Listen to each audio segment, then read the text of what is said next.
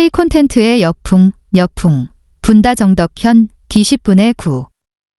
센 언니 여성 서사 바람, K콘텐츠의 활력. 능동적인 여성상 그려낸 슈룹, 모솜의 붉은 끝동의 등 인기몰이. 감각적인 영상미, 디테일한 감정 표현 강점 가진 여성 제작자 늘어. TVN 토일 드라마 슈룹근 조신함의 정숙함을 강요하는 조선시대 상황을 뒤집어 능동적인 여성상을 그려냈다. 사진 슬퍼 슈룹 공식 홈페이지 캡처. K콘텐츠의 역풍, 이것에다.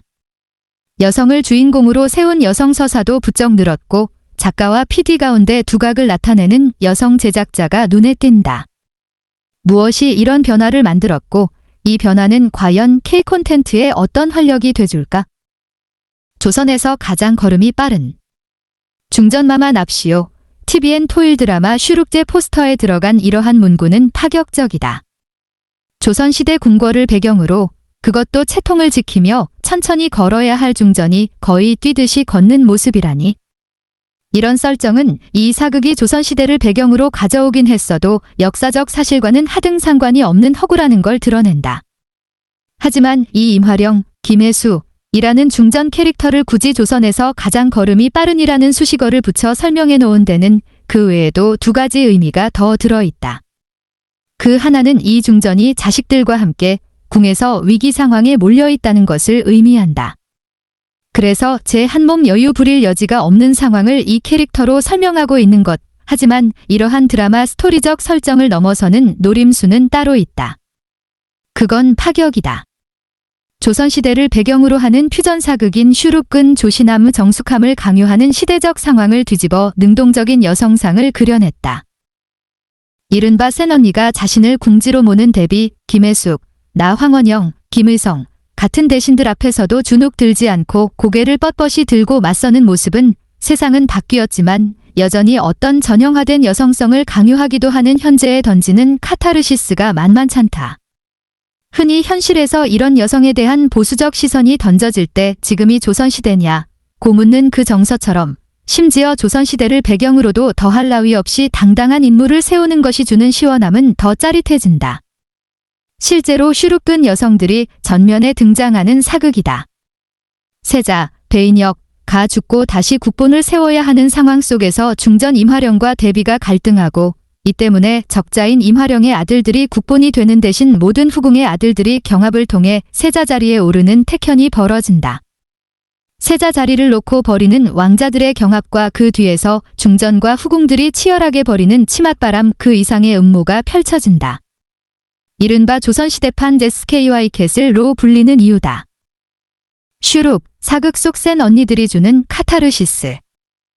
그런데 임화령과 대비에 칼만 안 들었지 말로 상대를 씹어 먹을 듯 쏟아내는 독설의 향연을 보다 보면 이미 예전에도 있었던 사극 속 센 언니들이 떠오른다. 바로 궁중 여성들의 암투를 그렸던 겨인천하, 기천일의 정난정, 강수연, 문정왕후, 전인화 같은 여성들이 그들이다. 실제 역사적 인물들을 내세운 여인천하는 당대의 최고 시청률인 49.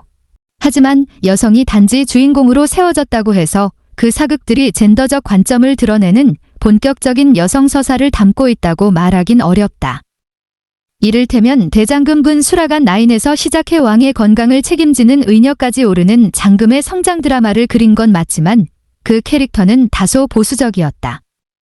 결국은 중종, 김호의 지지와 선택을 받는 입장이었고 민정호, 지진희라는 인물 앞에서는 여지없이 가녀린 여성의 모습 그대로였다. 이런 점을 생각해보면 슈룹대 임화령이 왕인 이후 최원영와 대등한 면면을 보이고 나아가 대비와도 맞서는 모습은 조선시대에서는 있을 수 없는 상황이지만 현대적 관점을 담은 허구의 사극으로서는 훨씬 진취적인 면이 있다. 물론 고증 문제와의 균형점을 요구하는 목소리도 나오고 있지만 이러한 달라진 여성에 대한 관점이 최근 가장 잘 드러난 작품은 작년 말에 방영된 보솜의 붉은 끝동이다. 이미 이산, 지천칠에서 다뤘던 정조와 의빈성 씨의 이야기를 소재로 가져왔지만 오솜의 붉은 끝동근 이산, 지준호의 시점이 아닌 성덕임, 디세영이라는 궁녀의 관점으로 이 시대의 서사를 새롭게 그려냈다. 그저 왕에 의해 천거돼 후궁이 되는 궁녀의 이야기가 아니라 끝까지 자신으로서 살고 싶었던 궁녀의 능동적인 서사가 담겼다. 전하, 정령 신첩을 아끼셨사옵니까? 그럼 부디 다음 생에서는 신첩을 보시더라도 모르는 척 옷깃만 스치고 지나가 주시옵소서. 전하를 원망하는 것이 아니옵니다. 미워하는 것도 아니옵니다. 그저 다음 생에는 신첩이 원하는 대로 살고 싶은 것이옵니다. 이 대사는 성덕임이 원했던 진짜 삶은 자신이 원하는 대로 사는 주체적인 삶이었다는 걸 말해준다. 이산과 달랐던 보솜의 붉은 끝동. MBC 드라마 보솜의 붉은 끝동은 여성 주인공이 주체적인 삶을 찾아가는 과정을 그려냈다. 사진, MBC. 보솜의 붉은 끝동기처럼 제대로 된 여성 서사를 담아낼 수 있었던 데는 정지인 감독 같은 여성 감독이 연출을 맡은 영향도 빼놓을 수 없다. 사극 연출은 주로 남성 연출자의 영역처럼 여겨졌던, 사실 사극만이 아니라 드라마 연출 자체가 그렇지만 공고한 장벽은 최근 들어 조금씩 깨져가고 있다.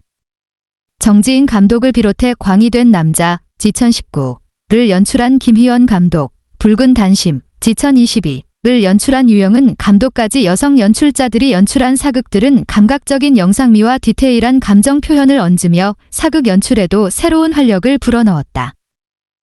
본래 드라마는 주 시청층이 여성일 수밖에 없기 때문에 일찍부터 여성을 중심으로 이야기를 그려온 바 있다. 그런데 이것도 결국은 여성 작가들이 드라마 업계에 본격적으로 활동하면서 생겨난 흐름이다. 그 첫걸음을 내디뎠던 인물이 바로 김수현 작가다. 김수현 작가는 남성 작가가 대부분이었던 1970년대 새엄마라는 작품을 내놓으면서 여성 서사로 시청자들을 본격적으로 사로잡기 시작했다.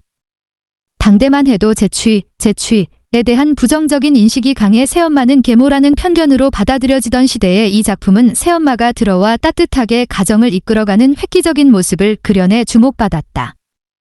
가부장적인 시대에 얼마나 파격적인 여성 서사였던가를 잘 말해주는 대목이다. 김수현 작가가 읽어놓은 길을 통해 무수히 많은 여성 작가들이 등장했고, 사실상 드라마 업계에서는 남성 작가가 귀해지는 성비 불균형이 생기기도 했다. 하지만 여성 작가들이 대거 활동하면서도 여성을 신데렐라로 그리거나 가부장적 시스템 안에서 순응하는 인물로 그리고 그 바깥으로 나가는 인물은 악녀로 그려지는 방식은 여전했다. 그건 아무리 여성 작가들이 주축이어도 가족주의 시대의 관성이 2000년대 초반까지 계속 이어졌고, 방송사 편성 권력은 이러한 보수적 관점을 그저 상업적으로 수용하고만 있었기 때문이었다. 하지만 최근 몇 년간 양성평등 이슈들이 화두로 떠올랐고 성인지 감수성에 대한 요구도 높아지면서 콘텐츠를 이 관점에서 비판적으로 보려는 시각도 늘어났다. 이러한 시대적 감수성의 변화는 온라인 동영상 서비스, OTT 같은 글로벌 플랫폼이 실시간으로 가져오는 다양한 전 세계 콘텐츠의 영향도 적지 않다.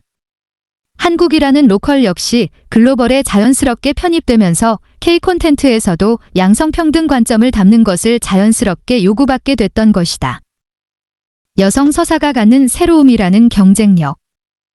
정석영 작가는 TVN 드라마 작은 아씨들 글 통해 여성들의 누아르라는 색다른 영역을 열었다는 평가는 받는다.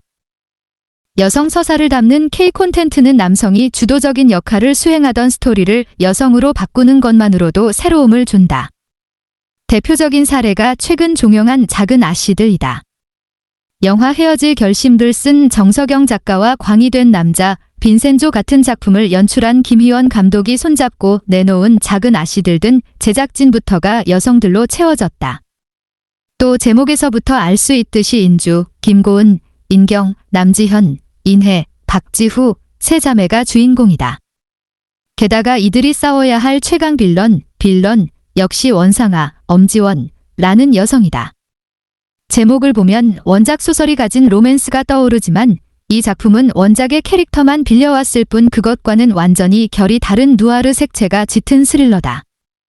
살인까지 자행하는 권력자와 대결하는 소시민 영웅들의 누아르는 익숙한 서사일 수 있지만 이것을 온전히 여성 주인공들로 그려내면서 서사는 새로움을 갖게 됐다. 이들이 보여주는 자매애나 끈끈한 연대의식 같은 것이 작품을 새롭게 만들었고 최강 빌런이 된 원상아라는 인물에게는 폭력적인 가부장적 세계가 만들어낸 괴물이라는 새로운 특징도 생겨났다. 결국 여성들의 누아르라는 색다른 영역을 열어준 작품이 됐다. 넷플릭스 오리지널 시리즈 글리치 역시 그간 K 콘텐츠에는 많지 않던 여성들의 버디 무비 형식을 취함으로써 참신한 작품이 됐다. 외계인을 추적하며 벌어지는 불가사의한 사건을 다루고 있지만 결국은 지효, 전여빈, 와보라, 나나가 함께 같은 길을 걸어가며 갖게 되는 로맨스, 두먼스, 여성 간의 친밀하고 깊은 우정에 초점이 맞춰져 있다. 인간 수업이라는 파격적인 작품을 내놨던 진한세 작가의 두 번째 작품이지만 여성 서사라는 점 때문에 이를 잘 표현해낼 수 있는 여성 감독 노덕이 연출을 맡은 것도 이 작품의 여성들 간에 이루어지는 연대의식과 감성이 더 잘 담기게 된 이유가 됐다.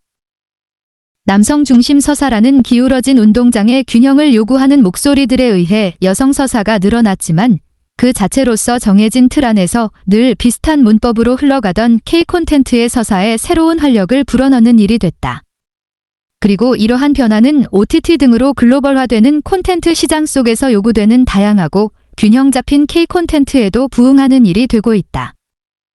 넷플릭스 오리지널 시리즈 글리치는 K 콘텐츠에는 많지 않던 여성들의 버디 무비 형식을 띠고 있다. 사진, 넷플릭스